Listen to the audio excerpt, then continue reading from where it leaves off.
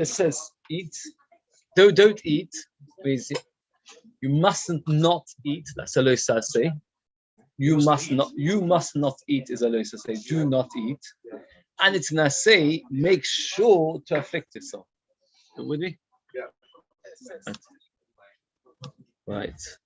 So okay. They are in the full load, in the full. Yeah, everything that's. Yeah. Load cells. Yeah. It's like the that's right, very good. Exactly, yes, it's exactly the same. Where the Chayiv and Mitzvah serve Shabbos because of the Loisa Shabbos. Okay, actually quite a short daf, so I hope you know. But it's a lot of halachas. We'll see what we can get through. We're up to the Gemara on Daf Chav Testament base. First of all, Shon Shah. I'm also amazed that it's big chizuk that Tali came. He also said that Hillel reminded poor people, you've got no excuse. Totally no excuse for holidays. Anyway, we're up to the Gemara on Daf Chav Testament base, and we're discussing the whole of today. One thing: stolen lulav. That's all we're discussing. And the Mishnah told us that stolen lulav is no good. Says the Gemara: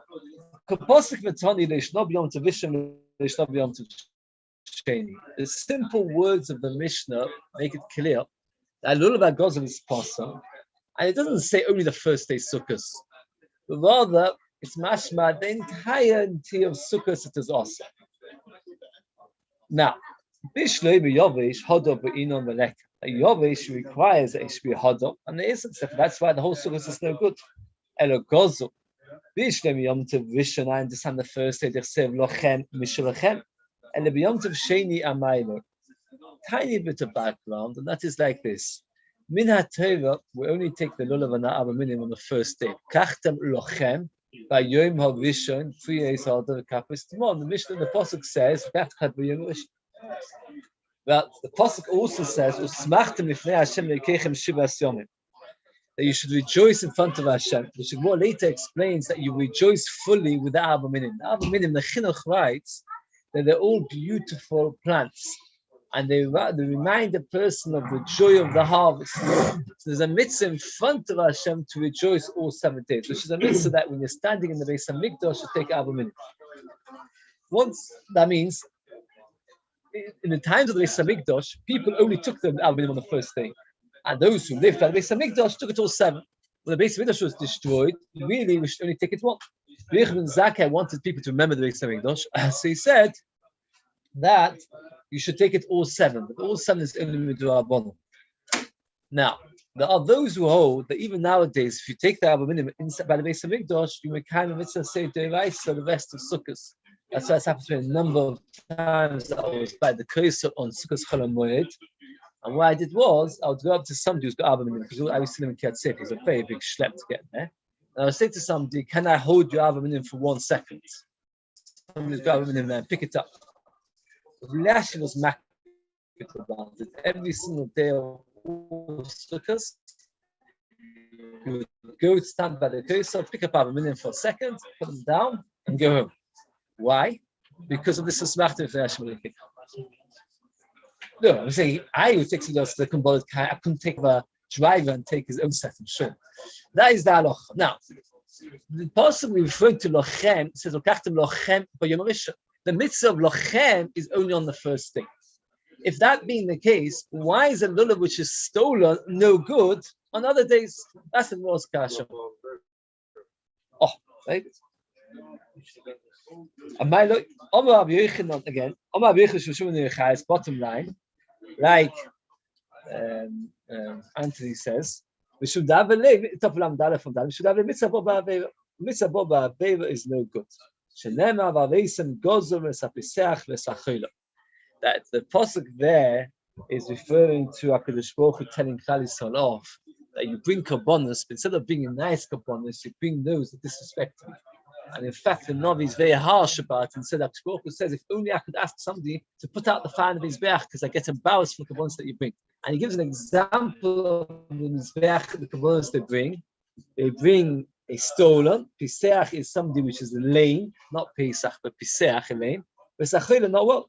Gozo do me the Piseach, but Piseach less the takanta. I've gozo less the takanta. Even the stolen one is no takanta, lo yishlo lifnei yush, lo yishlo le'achar yush. It makes a difference before yush or after yush. Here we need to know a little bit of background. It's a sugi and bava kama. What is yush and what does it do? The halacha is if I steal something of yours, let's say I go into your garden and I steal your bike, right? And let's say your bike is worth £100. And then I want to do tshuva. And I decide that I've got to like your bike. Like it. Enjoy it. So I come up to you and say to you, here's £100. You can say to me, no, I want right. The halacha is that there is a possibility, machlokes, whether it requires yush and shinui reshus, or just yush alone, or shinui Hashem, we'll discuss it later. That I can actually make it that the bike should be mine completely. Do you need me to tell you? For example, if let's say, according to most the way we pass yush and shinui reshus, let's say you gave up, and then I sold it on to somebody else, or I did something to change it. Let's example, I changed it in a fundamental way. Then instead of it now being yours, I can insist on only paying. This is a very important. You said hard for people to get used to. It doesn't diminish how bad that they was stealing it, and it doesn't diminish the fact that I have to pay you. It only diminishes is what I have to pay you.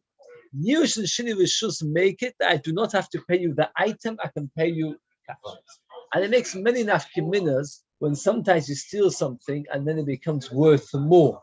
For example, let's say I steal a diamond off you and then it's worth much, much more. The halacha is that I have to pay back the actual diamond unless it's been used in Shini Rishus. If that's the case, it's now no longer yours, so to speak. I only have to pay you the original payment. This makes a big nafkimina as well. Is let's say you've got someone who stole a beam of wood, and then he builds a house out of a beam of wood, and then he wants to do tshuva. If not for the principle of Yush and Shinui Hashem, what would happen? We'd have to knock the house down. That's part of it. Therefore, we only have to pay the original price.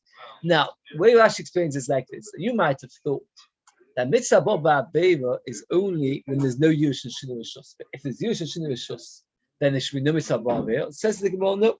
Just like a lame animal is always forbidden, always Yush and Shinui Rishus makes no difference, and the stolen item is no good. Says the Gemara like this. The Gemara now explains this price.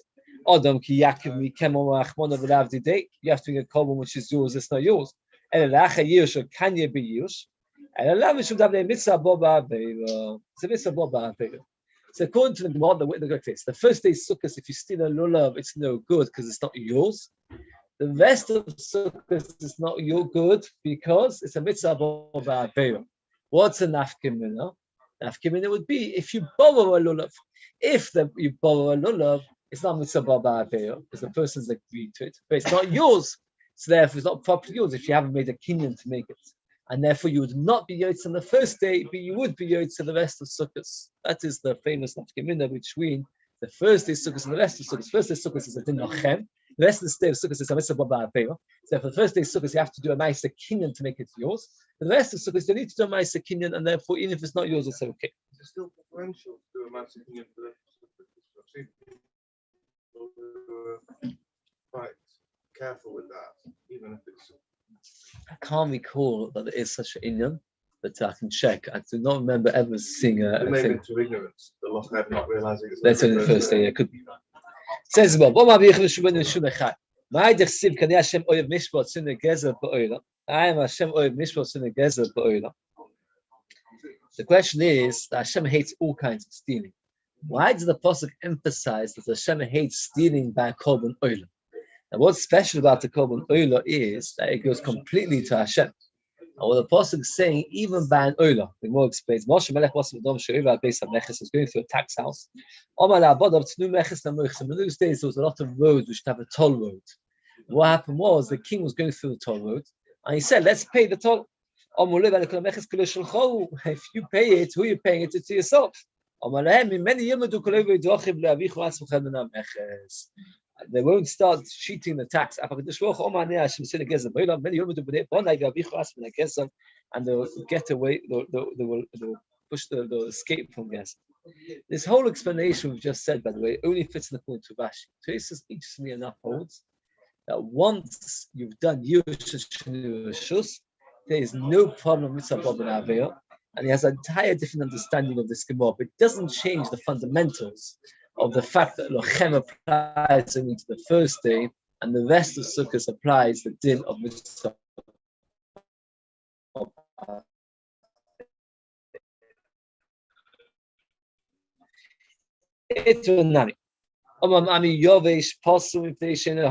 A dry one because no hodok. Rabbi Yitzchak Banachneni, in the name of Shmuel, he read our Mishnah slightly different.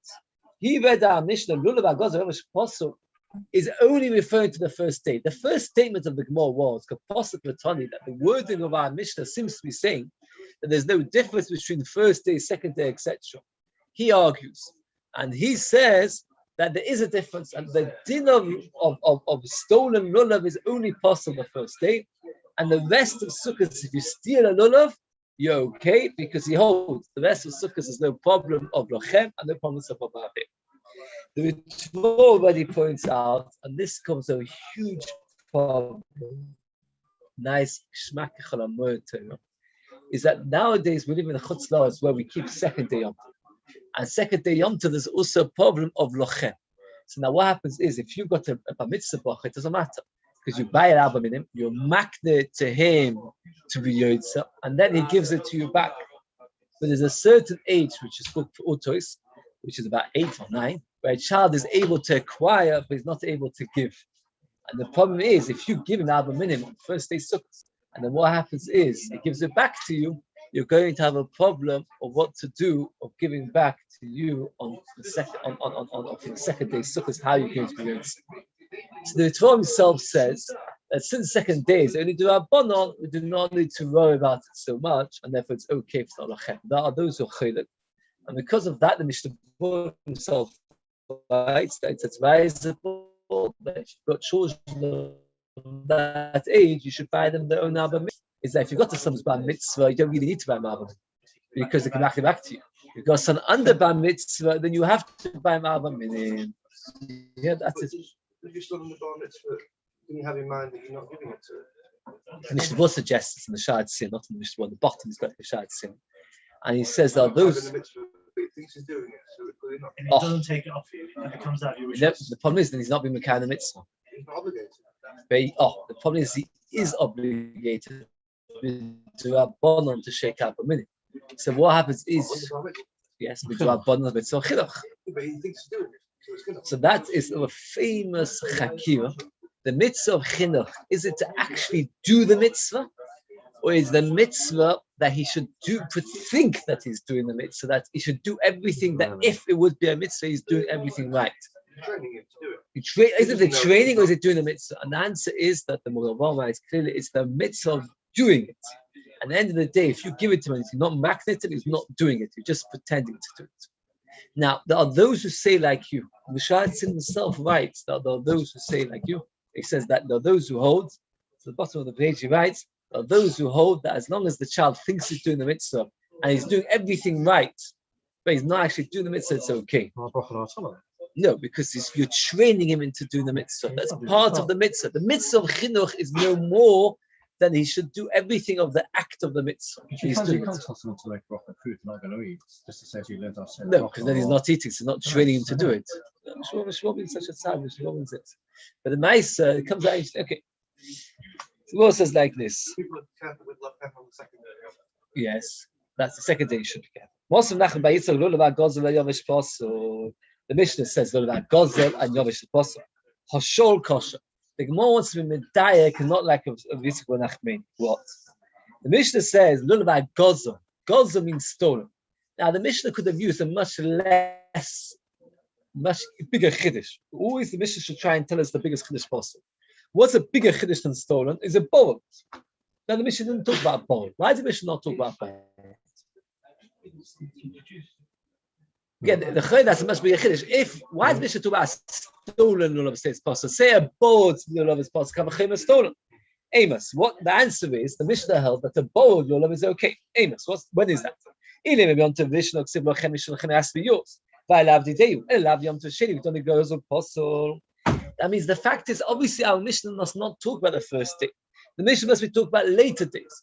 And therefore, the Mishnah is specifically talking about a stolen one, because a borrowed one would be okay. Amar Rava, Le'olam b'yom tevish,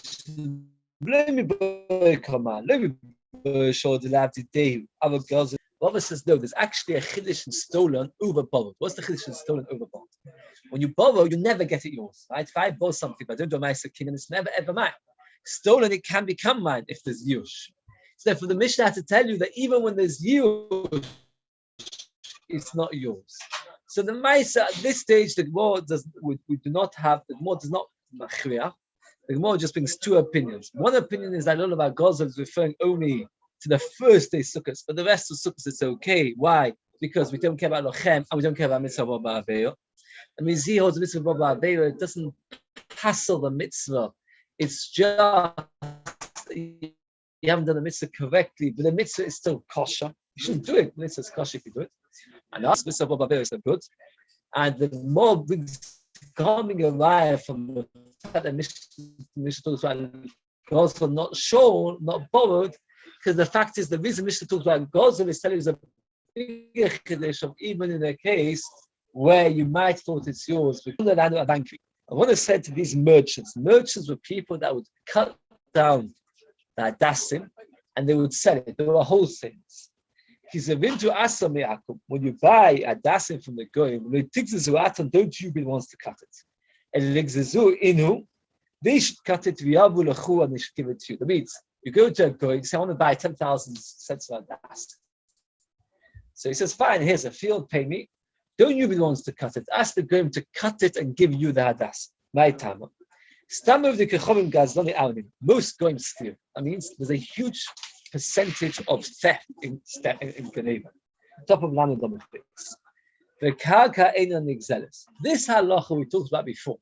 If I steal your bike and I sell it on, alternatively I do a fundamental change from a bicycle to a tricycle or something, then the halacha is I only have to pay you the original the bike back. I don't have to give you the bike back. That is only regarding the taz. Regarding karka, you always have to give it back.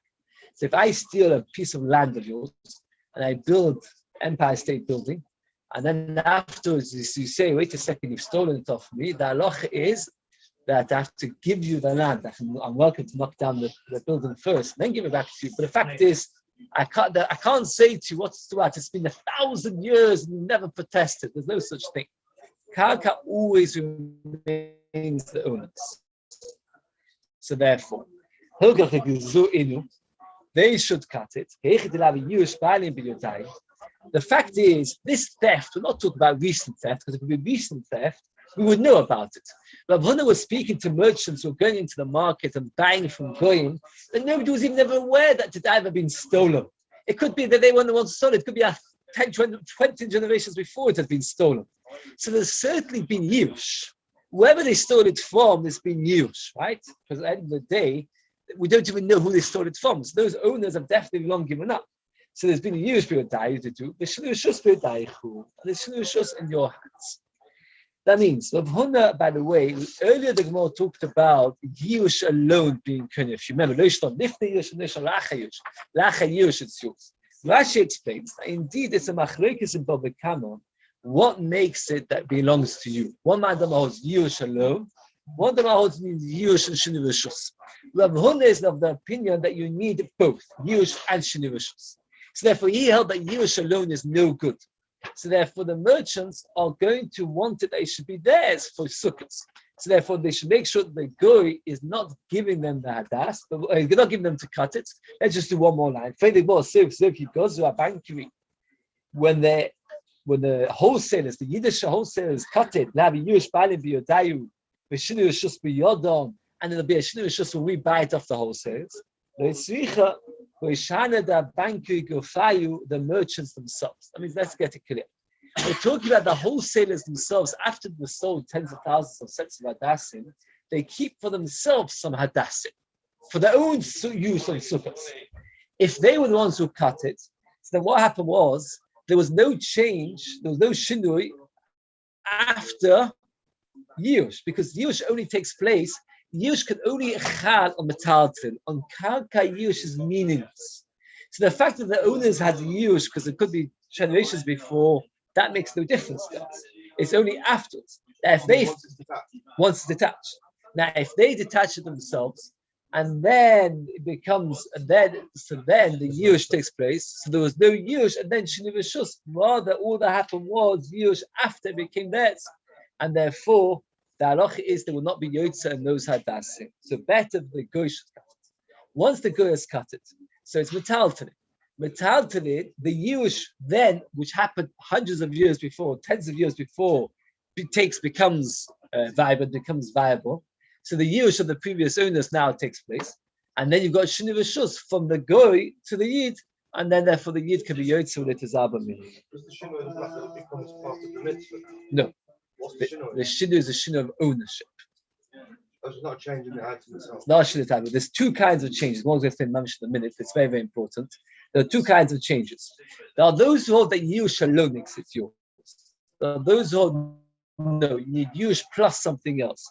The plus something else could be either a change in the item, as you change it, for example, change a beam of wood into a house, or change a bike to a tricycle, or the change can be in ownership. For example, you steal a bike for Anthony, and then he gives up, and then you give it to me, then only you have to pay him the value, no longer do you have to give him the actual bike. It's either Shinu Rishus or Shinu Hashem, either change in ownership or changing the name of that item. For the Gemara, we should now ask for Likvi Shinu Maisa. At the end of the day, there's a shinu. There's a shinu in the fact that you've changed it. What way have you changed it? Ownership work. Yeah. He's stolen it from me. It's still mine. And then he gives it to you. Yes. What if I'm not given up yet? If you haven't given up, then you have to give back the bag. If you've given up, We don't know where. we don't know. What happens is, whenever the person decides that he wants to pay you back, we evaluate when you'd have given up. And then we see, was there any change after you gave up that no longer, It's not being that order as well. Yeah, it has to be in that order. It has to be first Yush, then Shinu Shushut. At the end of the day, every time, even if the originals themselves cut it, so now there was Yush once they got it, because that's Batal to it, and then there's Yush. And then they have to do the binding of the Lulav. The binding of the Lulav is a Shinu Maisa, because Sava Lulav Exerch Eget. Lulav does not need to be bound. Since it does not need to be bound, therefore, many times they would use it without binding it. A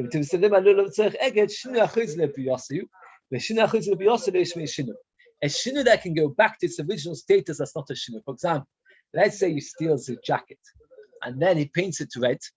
The halacha is it's a shaila whether you can undo it because you can now change it black. So the shaila is it that considered a shinu or not? It's all a question that one Baba Kama discusses at great length. It does have nafkim minas that sometimes a person steals something and then what happens is he puts it into something else. You steal an item, you make out of a machine, etc., etc. So that depends. The more says over here that could be the shinu achuyzele biyose, shinu that can be undone is not a shinu. For the Gemara, belikni b'shinu Hashem. But it's changed its whole status. When you look at the hadas tree, what do you call it? Hadasim. Asa is hadas. The hashta, top of Lamed Aleph from Aleph, Hoshana. In those days, they would call the Abba Minim Hoshanas. So now it's called Hoshana. So it's the Gemara, Mikol Nami Asa Hoshana Kolei.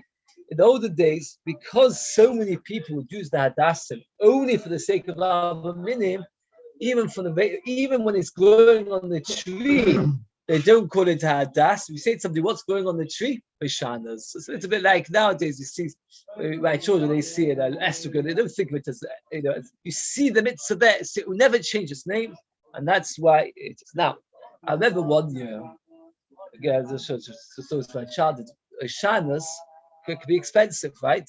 Because you pay nowadays, how much a bunch of Hoshanas costs? 2-3 pounds, but now it's child was a pound. So my father would ask us to find a way to cut the Hoshanas ourselves. And what he used to do is, he used to always make sure that one charge we would get a goy, permission from a goy. My uncle had a worker who owned the willow tree, and we would go there. And what would happen is, my father would always make sure that we would do a shinui rishus after we had cut it. Because let's say, for example, you got a goyish neighbor, right? He says to you, "Oh, I see that you spend so much money on your avavas every year on sukkahs. Come to my garden and cut yourself a willow, right? An avava." The problem is that for all you know, the guy stole it. Not necessarily him; his grandfather, one he bought it for. The halacha is shinu, nothing works on karka. So what you need to do is, you're not going to get the goat to cut it for you. It's very rare to get a goat to cut that one for you, which is what Rahuna told the goat to do, needed to do. All you can do is, if let's say Tolly cuts it, he then gives it to me. If I cut it, gives it to what happens is, you don't shake the avavas which you yourself cut from a goisha tree. Don't do that. So we passed like a Rahuna, by the way, that you need yush and shinu v'shus. Since we passed like him, so therefore it's not so common, but it did happen to me a couple of years. I would cut avavas. And what would happen is we'd make sure that I would pick it up and then give it to somebody else, and so forth. Don't shake the same. It's not such a common thing. It can happen. It's good to be aware. Okay, we're up to Lamadam. That from Aleph. It's nice short there. Is that middle person done anything wrong then? No, he's not done anything wrong over here. There is a halacha, you're not allowed to buy stolen goods. That's only if you're aware that they're stolen